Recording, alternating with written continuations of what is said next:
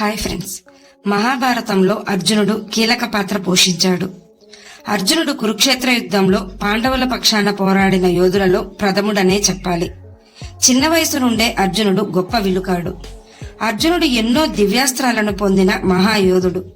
అందుకే అర్జునుణ్ణి సవ్యసాచి, ధనంజయుడు అని చాలా పేర్లతో పిలుస్తారు. పాండవులు గొప్ప సోదరులు. అందులో అర్జునుడు మానవత్వంలో అత్యుత్తముడు. గొప్ప పట్టుదల కలిగిన మనిషిగా చెప్పబడ్డాడు. మహాభారతం అంతా మనకు ఎక్కువగా అర్జునుని వీరత్వమే కనిపిస్తుంది. అర్జునుడు లేకపోతే పాండవులకు కురుక్షేత్ర యుద్ధం గెలవడం కష్టతరమయ్యేది. అర్జునునికి 4 భార్యలు. వారే ద్రౌపది, ఉలూపి, చిత్రాంగద, సుభద్ర. అలాగే వీరికి ఒక్కొక్క కుమారుడు జన్మిస్తాడు. అర్జునునికి మొత్తం 4 కుమారులు. వారెవరు? వారి పేర్లేమిటి? అర్జునుని కొడుకుల్లో అభిమన్యుని కంటే శక్తివంతమైన కొడుకు ఎవరు? అభిమన్యుని కంటే గొప్ప యోధుడు ఎవరు? ఇలాంటి సందేహాలన్నింటికీ సమాధానాలు ఈ వీడియోలో తెలుసుకుందాం. వీడియో చూస్తున్న వారిలో ఎవరైనా శ్రీకృష్ణుని భక్తులు ఉన్నట్లయితే తప్పకుండా జై శ్రీకృష్ణ అని కామెంట్ చేయండి. అలాగే ఎవరైనా మన ఛానల్ ని ఫస్ట్ టైం చూస్తుంటే ప్లీజ్ సబ్స్క్రైబ్ చేసుకోండి.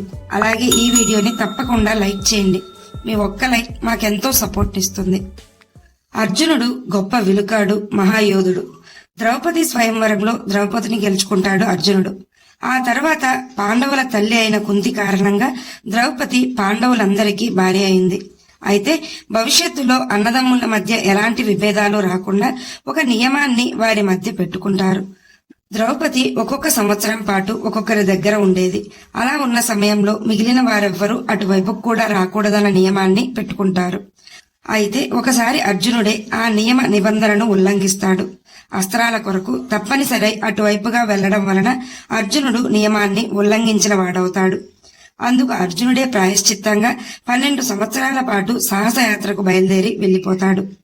అలా వెళ్తున్న సమయంలో నాగలోకపు యువరాణి అర్జునుడిని చూసి ఇష్టపడుతుంది. ఆ తర్వాత అర్జునుడు నాగలోకపు యువరాణి అయిన ఉలూపి వివాహం చేసుకుంటారు. వారికి ఒక కుమారుడు జన్మిస్తాడు. అతడే ఇరవన్. కొంతకాలం తర్వాత ఉలూపిని, ఇరవన్ను నాగలోకంలో వదిలి తిరిగి ప్రయాణం మొదలు పెడతాడు అర్జునుడు. ఇరవన్ తల్లి సంరక్షణలోనే ఉంటాడు. ఇరవన్ను యుద్ధ విద్యలే కాకుండా సర్పశక్తులు కూడా శిక్షణ ఇచ్చి మహాయోధునిగా తయారు చేసింది ఉలూపి. తండ్రిలాగే మహాయోధుడయ్యాడు ఇరవన్. ఇరవన్కు తన తండ్రి అయిన అర్జునుణ్ణి కలవాలన్న ఆసక్తి ఎక్కువగా ఉండేది. అలా ఇరవన్ పెరిగి పెద్దవాడై అత్యంత శక్తివంతుడవుతాడు.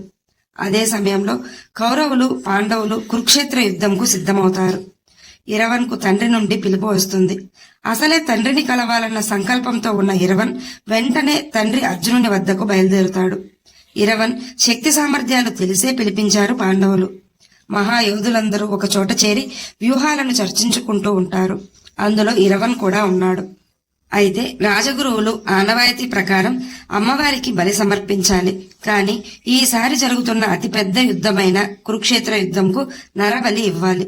అది కూడా 32 వీర లక్షణాలున్న మహాయోధుణ్ణి మాత్రమే ఇచ్చి కాళికాదేవి ఆశీర్వాదం తీసుకుని విజయం కోసం ప్రార్థించాలని చెప్తారు రాజగురువులు.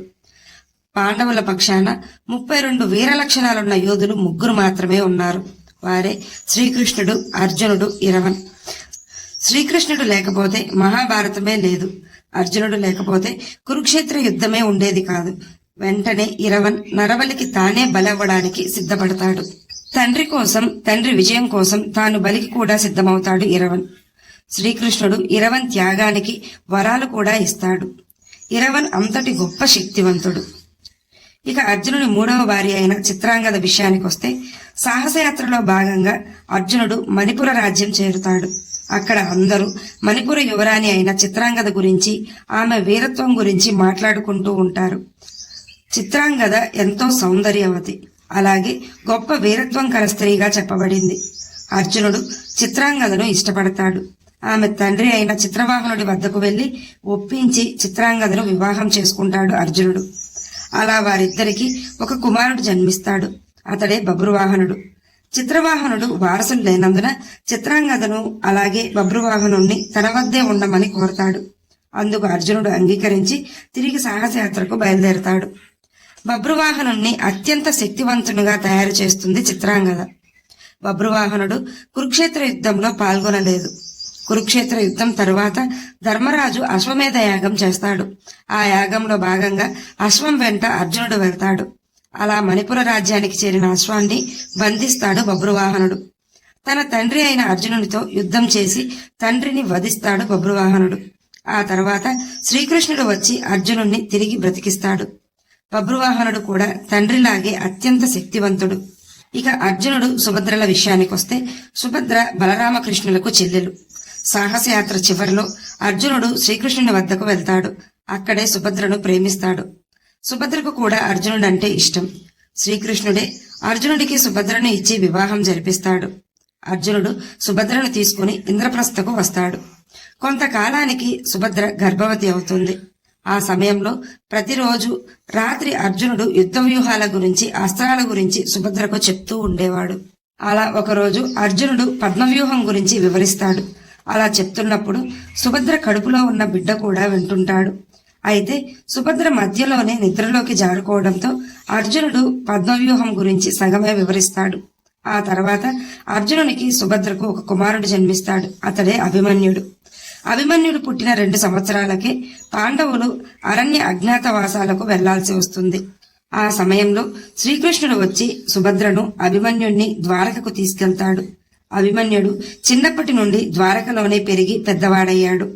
తన మేనమామలైన శ్రీకృష్ణ బలరాముల వద్ద అస్త్రశస్త్ర కళల్లో మంచి నైపుణ్యం పొందాడు. అలాగే ప్రద్యుమ్నుడి వద్ద అన్ని విద్యలు నేర్చుకున్నాడు. సాత్యకి వద్ద యుద్ధ మెలకువలు నేర్చుకున్నాడు. ఇంతమంది మహాయోధుల వద్ద శిక్షణ పొంది గొప్ప శక్తివంతునిగా తయారయ్యాడు అభిమన్యుడు. అభిమన్యుడు అతి చిన్న వయసులోనే, అంటే 16 సంవత్సరాలకే కురుక్షేత్ర యుద్ధంలో పాల్గొన్నాడు. అభిమన్యుడు తండ్రిలాగే గొప్ప యోధుడు. కురుక్షేత్ర యుద్ధంలో అభిమన్యుడు ఎంతో వీరోచితంగా పోరాడి కౌరవ సేనలను మట్టుబెట్టాడు. దాదాపుగా కౌరవ యోధులను కూడా ఓడించాడు. కానీ యుద్ధం 13వ రోజున ద్రోణాచార్యుడు ధర్మరాజుని పట్టుకోవడం కోసం పద్మవ్యూహం రచించాడు. అయితే అభిమన్యుడు పద్మవ్యూహంలోకి ప్రవేశించి కౌరవ మహాయోధులకు మతిపోయేలా యుద్ధం చేశాడు. అతని వీరత్వం చూసి ద్రోణుడు, దుర్యోధనుడు, కర్ణుడు, అశ్వత్థామ లాంటి వారే భయపడ్డారు. పద్మవ్యూహం నుండి బయటకు రావడం తెలియక అక్కడే చిక్కుకున్నాడు అభిమన్యుడు. అయినప్పటికీ ఎంతో వీరోచితంగా వారితో పోరాడుతూనే ఉన్నాడు. చివరకు కౌరవ యోధులు అభిమన్యుని ఎదుర్కోలేక కుట్ర పన్ని యుద్ధ నియమాలను ఉల్లంఘించి మోసంతో వెనుక నుండి వచ్చి అందరూ ఒకేసారి అభిమన్యునిపై దాడి చేసి చంపేశారు. అభిమన్యుని వీరత్వం, గొప్పతనం ఎంతగానో కీర్తించదగినవి. అర్జునునికి, ద్రౌపదికి శృతకీర్తి అనే కుమారుడు జన్మిస్తాడు. శృతకీర్తినే శృతకర్మ అని కూడా పిలుస్తారు. ఇతని గురించి భారతంలో అంత ఎక్కువగా ప్రస్తావన లేదు. అర్జునుని యొక్క ఈ 4 కుమారులలో అభిమన్యుడే శక్తివంతుడు. ఎందుకంటే మహాయోధులు అతని గురువులై శక్తివంతుణ్ణి చేశారు. ఈ వీడియో మీకు నచ్చినట్లయితే లైక్ చేయండి, షేర్ చేయండి, అలాగే సబ్స్క్రైబ్ చేసుకుని పక్కనే ఉన్న బెల్ ఐకాన్ని ఆన్లో ఉంచుకోండి. Thanks for watching.